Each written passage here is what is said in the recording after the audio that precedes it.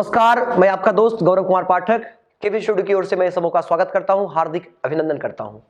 आज हमारे इस स्टूडियो में हमारे जिले के एक ऐसे शिक्षक हैं जिन्होंने शिक्षा के क्षेत्र में एक अलग पहचान बनाई है और आज इनके छात्र दीप्तमान होकर अलग अलग क्षेत्रों में चमक रहे हैं। जी हाँ, हम बात कर रहे हैं बेगूसराय के फेमस फिजिक्स के टीचर एसके चौधरी सर का, जो आज हमारे साथ हैं। तो आइए इनसे मिलते हैं और सुनते हैं इनकी सफलता की कहानी इनकी जुबानी। सर्वप्रथम हमारे स्टूडियो में सर आप आए हैं, आपका बहुत बहुत आभार, बहुत बहुत स्वागत है sir. Thank you Gaurav ji and thank you doctor Roshan and whole KV studio teams.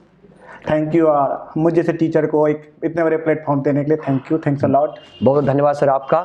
Sir, आज शिक्षा के क्षेत्र में बेगूसराय में आपने एक अलग पहचान बनाई है। मैं चाहूँगा जो दर्शक आपको यहाँ से देख पा रहे हैं, सुन पा रहे हैं, उनसे अपना परिचय साझा करें। ओके, तो मेरा नाम इंजीनियर एसके चौधरी है। मैं 2013 से बेगूसराय में फिजिक्स स्टार्टअप किया हूँ, फिजिक्स इंस्टीट्यूट स्टार्ट किया हूँ। और कहने का मतलब यह है कि मैंने बहुत सारे देखा चीज़ों को बच्चों के साथ। सबसे पहले जब मैंने स्टार्टअप किया था इंस्टीट्यूट, तो उस समय देखा था क्या बच्चों में फिजिक्स पर जितना मतलब रुझान नहीं था। जी। सबसे बड़ी बात है न्यूमेरिकल सबसे बड़ी वीकनेस था। तो वो चीज़ें धीरे धीरे मैंने कोशिश किया रिमूव करने की, उनकी प्रॉब्लम को सॉर्ट आउट करने का। बाकी बच्चों का साथ है। जी, बहुत बहुत आभार आपका। सर, हम चाहेंगे कि आप अपने पारिवारिक पृष्ठभूमि के बारे में, अपने फैमिली के बारे में भी हमारे दर्शक जो आपको देख रहे हैं, सुन पा रहे हैं, या खास करके आपके छात्र, उनको ये मालूम हो कि आपने अपनी पढ़ाई कहाँ से की, आपके परिवार का क्या बैकग्राउंड रहा है। तो सबसे पहले मेरी भी पढ़ाई गांव से हुई है। बीरपुर के बगल में एक छोटा सा गांव है बरेपुरा, जिन्हें आप जानते होंगे। तो क्लास 7 तक पढ़ाई बरेपुरा स्कूल से हुई। देन 8, 9, 10 मैंने कोलियट स्कूल से किया। 11, 12 पटना साइंस कॉलेज से। देन आफ्टर मैंने इंजीनियरिंग की IIT मद्रास से। जी। एक्चुअली हमारे पिताजी LIC में वर्क करते थे और हम लोग छोटी फैमिली से बिलोंग करते हैं। जी, बहुत बहुत आभार सर आपका कि इंजीनियरिंग का फील्ड छोड़ के आपने टीचिंग शुरू कर दिया। ऐसा मैं इसलिए मेरे मन में आ रहा है कि ऐसा क्यों, या कहाँ से मोटिवेशन आपको हुआ, या कब मन में ये ख्याल आया? इसके पीछे 2-3 घटना है। एक्चुअली जब मैं स्टडी करता था, आनंद सर, क्या मेरी मैथ पढ़ाई आनंद सर हुई, जिन पे सुपर 30 मूवी आई है, आप जानते ही होंगे। और मतलब बिहार के गणितज्ञ हैं, पूरे देश लेवल पे। तो मेरी क्लास वहीं से हुई थी। तो उन्होंने क्लास के दौरान एक वर्ड बोला था, बेटे आप जब जॉब करोगे तब सिंगल रहोगे, और जब वही अपने नॉलेज को आप सोसाइटी में डिलीवर करोगे तो आपसे बहुत सारे लोग बेनिफिशियल होंगे। तो मैंने सोचा क्यों ना हम अपने नॉलेज को अपने सोसाइटी, अपने छोटे से गाँव में, अपने छोटे से जिले में इसको ट्रांसफर करूँ। उसी पॉइंट ऑफ व्यू से मैंने यहाँ पे आ गया। बहुत बड़ी बात कही आपने। कहीं ना कहीं आनंद सर, जो कि आज पूरे यूके की वर्ल्ड लेवल पर एक मोटिवेशन है, मतलब लोगों के लिए मोटिवेटर है, और आज उनसे आपने प्रेरणा लेके एक निश्चित रूप से जो बड़ा शिक्षा का जो अलग जलाया है, आज बेगूसराय में हर कोई उस अलग से प्रकाशित हो रहा है कि फिजिक्स का हमारे करियर में क्या इंपॉर्टेंस है। अगर आप साइंस के स्टूडेंट हैं तो फिजिक्स तो आपके लिए बैकबोन है। चाहे आप मेडिकल सेक्शन में चले जाइए, इंजीनियरिंग सेक्शन में चले जाइए, ग्रेजुएशन सेक्शन में, आज तो मतलब फिजिक्स हर जगह है। फिजिक्स मतलब नेचर, और विदाउट नेचर तो आप सर्वाइव भी नहीं कर सकते। इसलिए तो फिजिक्स तो हर जगह अवेलेबल है। अगर आप देखिए, अगर सीरीज अगर मैं हर चीज के लिए ना फिजिक्स एक बैकबोन है, सीधा समझाया। आप इंजीनियरिंग सेक्शन में जाते हो, विदाउट फिजिक्स अनपॉसिबल। आज जो हमारी और आपकी कन्वर्सेशन हो रही है, जिस इंस्ट्रूमेंट के हेल्प से हो रही है, ये भी तो फिजिक्स की देन है। जी बिल्कुल। तो फिजिक्स तो हर जगह है। सर, आपसे एक प्रश्न पूछना चाहेंगे हम कि बच्चों में खास कर देखा जाता है कि फिजिक्स को लेकर एक डर सा बना हुआ रहता है। Exactly. ठीक है, और खासकर जिसका आपने जिक्र भी किया न्यूमेरिकल को लेकर तो हम चाहेंगे कि सर इसका क्या कारण है। सर देखिए, फिजिक्स लोग आजकल थ्योरेटिकल सब्जेक्ट मान लिए, बट एक्चुअल में फिजिक्स थ्योरेटिकल सब्जेक्ट नहीं है। फिजिक्स को आज लोग हिस्ट्री की सबक तरह पढ़ रहे हैं, ज्योग्राफी की तरह पढ़ रहे हैं, बट वो फिजिक्स है ही नहीं। फिजिक्स को आपको कंसेप्ट पे एप्लीकेशंस आपको करने पड़ेंगे, न्यूमेरिकल एनालिसिस करने पड़ेंगे। विदाउट न्यूमेरिकल आप फिजिक्स हो ही नहीं सकता। और आज बच्चों प्रैक्टिस नहीं करना चाह रहे, और प्रैक्टिस नहीं करने कारण न्यूमेरिकल वीक है, और न्यूमेरिकल वीक मतलब फिजिक्स वीक।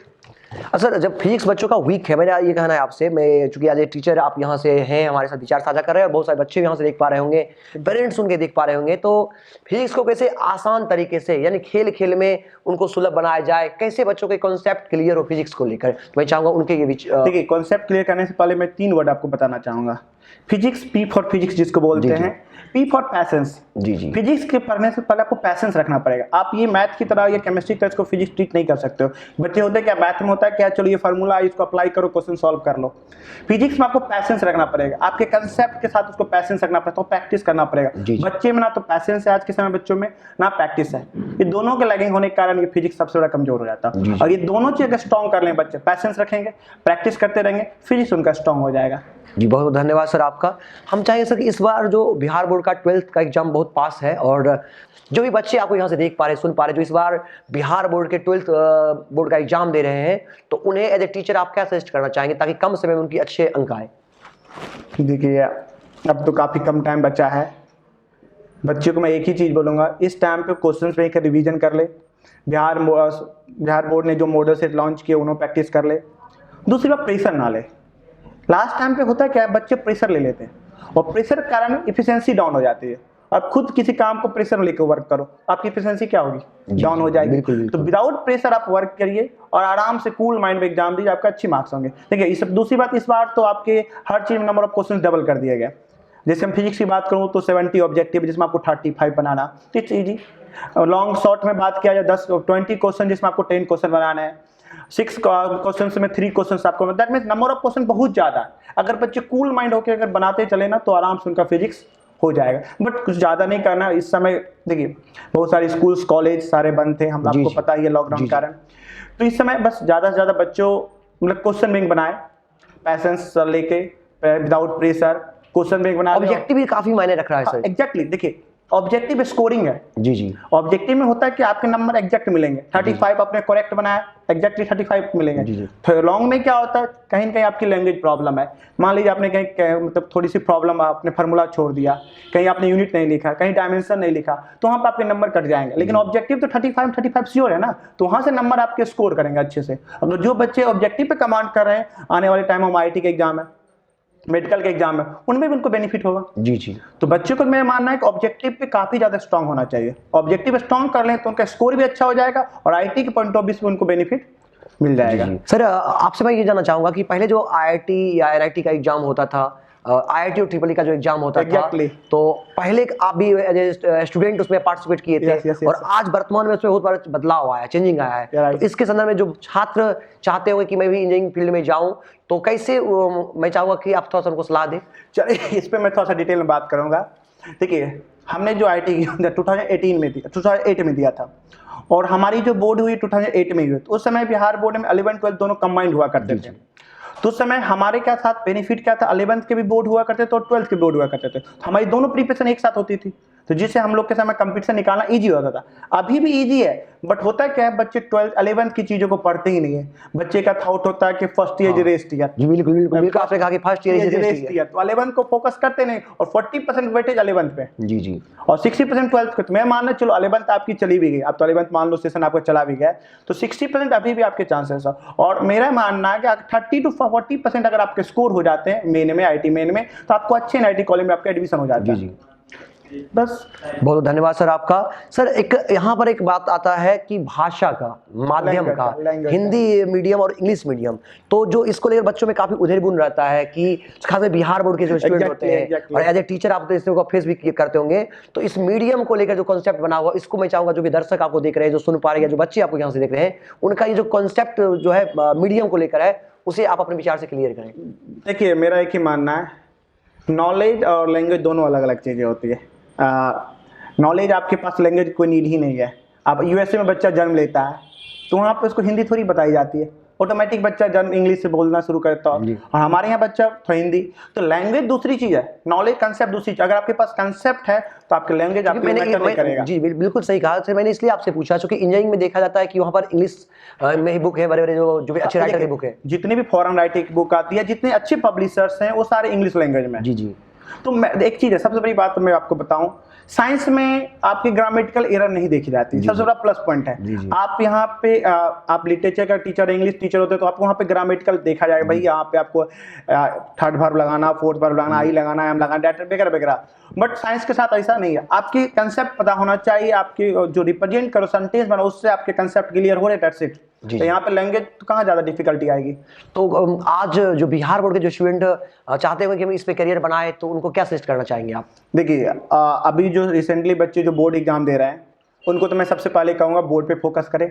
जी। बोर्ड एग्जाम दे ले टेंशन फ्री होके, उसके बाद वो फोकस करे IIT एग्जाम पे।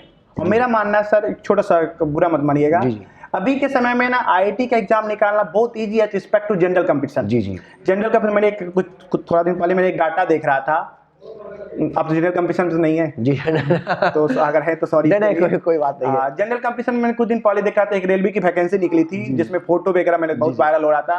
तो लगभग 40 से 50 लाख बच्चे अपियर हुए थे। वैकेंसी कितनी थी? मुश्किल से 1500। तो आप सोच लीजिए 1500 वैकेंसी के लिए 50 लाख बच्चा अपियर हुआ। और यहाँ पे वैकेंसी आपके पास IIT और NIT की बात कर लो तो 35,000 अप्रॉक्स में, और बच्चे अपियर कितना हो रहे हैं? 10 लाख।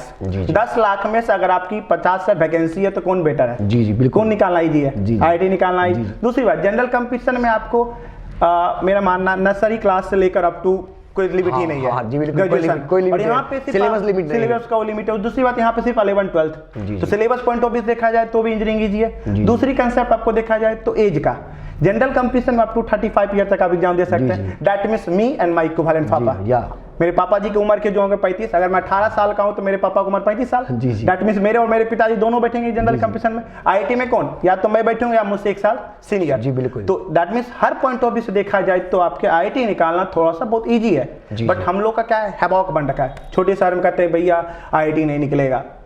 सबसे बड़ा ये हैबॉक, डर बन गया कि IIT नहीं निकला। मैं माना IIT ईजी भी निकल जाएगा, थोड़ा सा बच्चों बस फोकस करें। बिल्कुल सही कहा आपने। सर, तकनीकी दृष्टिकोण से अगर देखा जाए तो बिहार की शिक्षा में आप क्या देखते हैं, या यहाँ जहाँ पर आप रहा रहे बेगूसराय को मैं लेता हूँ, तकनीकी दृष्टिकोण से आप बच्चों को कितना देखते हैं?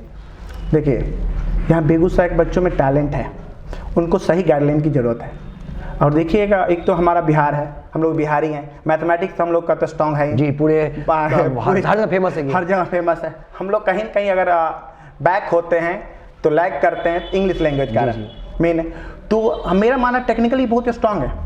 और आप चले जाइए ऑल ओवर इंडिया, कहीं भी चले जाइए आप, ऐसा कोई इंजीनियरिंग कॉलेज में चले जाइए, हर जगह बिहारी है, टेक्निकली बहुत स्ट्रॉन्ग है। बट हमारे बस थोड़ा सा इसमें मैं गवर्नमेंट का ड्रॉबैक बोलूँगा, जो हम लोग को प्लेटफॉर्म नहीं दे पा रहे, यूथ को प्लेटफॉर्म नहीं दे पा रहे हैं। जी शुरू से हम लोग इंग्लिश को कंपलसरी नहीं समझते, नहीं कम। आप देखिए 10th में आप इंग्लिश में बोलते हो, फेल भी हो जाए पास भी हो जाए कोई जरूरी नहीं है।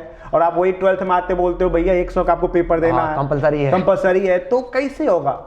आप स्टार्टअप से करो, शुरू से करना पड़ेगा, कंपलसरी करना पड़ेगा। अब देखो हम 10th तक इंग्लिश पढ़े नहीं है, एकाएक हम 12th में इंग्लिश 150 नंबर थे, तो इंग्लिश बच्चे रट के पास कर रहे। चलो उनको मतलब नहीं है, आज के समय बच्चों का कम्युनिकेशन स्किल बहुत कमजोर है। जी सबसे बड़ा कम्युनिकेशन स्किल कमजोर है, तो वही सब ड्रॉबैक है। तो मैं मानता हूँ बाकी इनका टेक्निकल पॉइंट ऑफ व्यू से बात किया जाए तो इनके पास बहुत अच्छा नॉलेज होता है। बस इनको एक गाइडलाइन और एक मीडियम जिसको आप बोलते हो लैंग्वेज प्रॉब्लम, वो लैंग्वेज प्रॉब्लम दोनों अगर सॉर्ट आउट हो जाए तो बिहारी बच्चे सबसे आगे होंगे। चलिए, बहुत बहुत धन्यवाद सर आपका। हम चाहेंगे सर, जो स्टूडेंट आपको देख रहे हैं, चूंकि आपने भी शिक्षा ली है, आज शिक्षा दे रहे हैं आप, तो बदलते समय के साथ साथ शिक्षा और शिक्षण पद्धति में जो बदलाव हुए हैं उसको लेकर से अपने विचार दें। देखिए, बदलाव तो टाइम टू टाइम होना ही चाहिए, टाइम टू टाइम चेंज ही कर रहे हैं। अब तो आप जिसे पढ़ते थे एक छात्र के रूप में और आज आप पढ़ा रहे एक शिक्षक के रूप में, तो आप अपने बच्चों को कैसे देखते हैं और आप जब पढ़ रहे थे उस समय कैसे देखते थे? बहुत सारी चीज़ें नहीं थी, मोबाइल नहीं थी, जी सोशल साइट नहीं थी, तो सारे बच्चे मतलब मैक्सिमम बच्चे का टाइम वेस्ट नहीं हो पाता। या तो आप फिजिकली वर्क कर लो भाई, घूम लो टहल लो, या तो स्टडी करो। अभी के समय में इतने सोशल एक्टिविटी आ गई है, मोबाइल आ गए हैं, टेलीफोन, मतलब हर जगह आ गए बच्चे। जियो देखो, जब से जियो आ गया बच्चे देख रहे फ्री में बात ही कर रहे हैं। तो ये सब टेक्निकली मतलब जो आप सोशल साइट का समय वेस्टेज कर रहे हैं, बाकी ऐसा कुछ नहीं, सब कुछ सेम है, सिलेबस सेम है, सब कुछ सेम है, बट बच्चे टाइम का यूटिलाइज अभी के बच्चे उतना नहीं कर पा रहे हैं।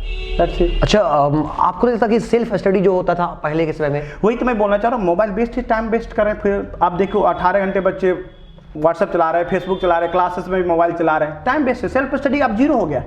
पहले के समय दो ही हम लोग क्या करते हैं, या तो घूम लो टहल लो, थोड़ा सा आगे शॉपिंग वॉपिंग जो भी करना कर लो, उसका स्टडी करो। अभी क्या है, चलो घर में भी बैठे हुए दिन भर मोबाइल चला रहे हैं। और ये जियो वाला सिस्टम आ गया भैया, फ्री में एक बार रिचार्ज करा लो, 3 महीने का जो भी सीन है वो चल ही रहा है। इससे बस ये सब चीज़ें बच्चे सेल्फ स्टडी कर ही नहीं रहे। अच्छा, बिल्कुल सही कहा आपने। बच्चों को कहीं ना कहीं सोशल मीडिया का जो मिसयूज ज़्यादा हो गया है। एग्जैक्टली मिसयूज हो रहा है। अच्छा, हम आपसे ये जानना चाहेंगे कि एज ए टीचर, जो पेरेंट्स आपको यहाँ से देख पा रहे हैं, सुन पा रहे हैं, बच्चों के पेरेंट्स से आप क्या सजेस्ट करना चाहेंगे उन्हें? देखिए, मैं सीधी सी बात, बच्चों को आप कंट्रोल ना करो, लेकिन हाँ उस पर ऑब्जर्व करते रहो। आज के समय में बच्चों को आप ज़्यादा कंट्रोल करोगे तो बच्चे आपके हाथ से निकल जाएंगे। तो मैं सारे पेरेंट्स से एक ही बोलूँगा, आप ज़्यादा कंट्रोल मत करो, लेकिन ऑब्जर्वेशन में जरूर रखिए आपके बच्चे कहाँ जा रहे हैं, क्या कर रहे हैं। क्योंकि आज के समय देखिए बहुत सारे बच्चे हमारे आ रहे हैं, हमारे यहाँ पढ़ने आ रहे हैं, उनके पेरेंट्स आज तक मिलने नहीं आए। अब ये बताइए, उनके बच्चे कहीं इधर उधर कर रहे हैं, हम किसको फीडबैक दूँ? आज तक गार्जियन फीडबैक इंटरेस्ट ही नहीं ले। सबसे बड़ी बात है कि उनका क्या फीडबैक है? गार्जियन इंटरेस्ट ही नहीं ले रहा। आपके बच्चे उनका रिपोर्ट कार्ड किससे शेयर किया जाए? किससे शेयर? आप देखिए, उतना तो हमारे पास टाइम नहीं कि मैं आपके बच्चों से आपके नंबर लेके कॉल करूं। आपको इंटरेस्ट, देखिए आपके बच्चे, आपको इंटरेस्ट लेना पड़े। अब एक समय में मतलब गार्जियन सोचते हैं चलो पैसा दे दिया, ट्यूशन लगा दिया, बच्चा पढ़ ले। नहीं, अभी आपको अभी इन्वेस्टमेंट करना पड़ेगा अपना टाइम। गार्जियन वो करते ही नहीं है। और आज तक मुझे याद है 100 में से 1 या 2 गार्जियन आते हैं जो हमसे इंक्वायरी करते हैं अपने बच्चों के बारे में। जब आप बच्चों में इंटरेस्ट नहीं ले रहे हो, सिर्फ पैसे मायने नहीं रखते, आपके समय में टाइम भी मायने रखता है। बहुत सुंदर। मतलब आपको अपने बच्चे के बारे में ऑब्जर्व करना है और कहीं ना कहीं अपने टीचर से मीटिंग करना हो। Exactly. और कहीं कन्वर्सेशन करके उनसे अपने बच्चे के बारे में जाने, फीडबैक ले आप, तो आइए आप उस प्रॉब्लम को रिमूव करोगे ना। बिल्कुल सही बच्चे कहा। आप सिर्फ आपके बहुत बड़े बिजनेसमैन, मान लो आपके बच्चे घर पे सिर्फ स्टडी कर ही नहीं रहे, हम तो आपके लिए बच्चों को 45 मिनट देते हैं। जी बिल्कुल सही कहा। आपके सिर्फ स्टडी करेगा नहीं बच्चा, हम उसमें कुछ नहीं कर सकते, उसमें टीचर कुछ नहीं कर सकता सर। इसमें पूछ देखिए, और एक सक्सेसफुल स्टूडेंट के पीछे उसके पेरेंट का ही हाथ होता है। बहुत बड़ी बात कही आपने सर। आज आपने हमारे साथ इस स्टूडियो में विचार साझा किए, मुझे काफी अच्छा लगा। मैं पुनः अपनी टीम की ओर से आपका बहुत आभार, बहुत धन्यवाद आपको करता हूँ। मैं चाहूंगा कि आगे भी जब भी हमारे स्टूडियो को आपके विचार की जरूरत पड़े तो आप हमारे साथ इस स्टूडियो में अपने विचार साझा करें। और बहुत बहुत धन्यवाद पुनः एक बार। Again, thank you, Dr. Roshan sir and whole KB studio team के मेंबर जितने भी हैं, आपको मैं तरफ से थैंक्स अ लॉट। और आपने जो ये वर्क कर रहे हो, एक बहुत अच्छी वर्क है। मेरा मानना है कि ये बेगूसराय में स्टार्टअप हुआ है और इसको आप आगे लेके चलिए। मेरी शुभकामना ये कि चीज़ और आगे तेजी से बढ़े, और जितनी तेजी से ये बढ़ेगी हमारे बेगूसराय भी, अभी तो बेगूसराय के लोग बहुत कम ही नाम जानते हैं, बरौनी का नाम ज़्यादा जानते हैं, बरौनी रिफाइनरी के नाम से। तो मैं जो मानना है कि इसी केबी स्टूडियो के माध्यम से मेरा बेगूसराय भी थोड़ा ज़्यादा हाईलाइटेड हो। बहुत धन्यवाद सर।